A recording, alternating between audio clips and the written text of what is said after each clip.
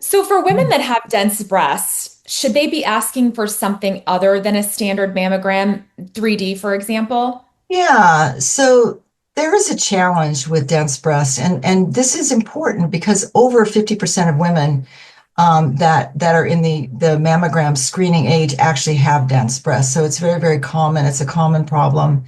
And the issue is that dense breasts actually look white on a mammogram, and that's the way actually a breast cancer would also look. So it is confusing. So what we now know is that dense breasts can actually mask or hide a developing tumor. So we are aware of that, and we have recommendations around that.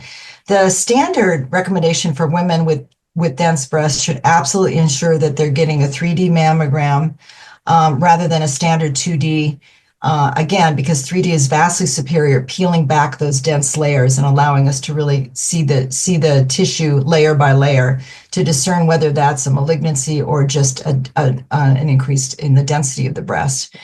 And there's also supplemental imaging rules that are incorporated into the ASCO and the NCCN practice guidelines that that follow the federal FDA density notification mandate, where dense tissue alone in an average risk woman does not automatically mandate supplemental imaging. So there is a component here of meeting the patient where they are, and looking at other risk factors to see if there's an indication for supplemental imaging, and there's guidelines around that as well.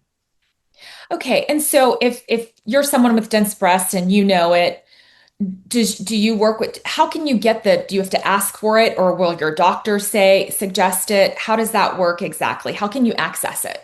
Yeah.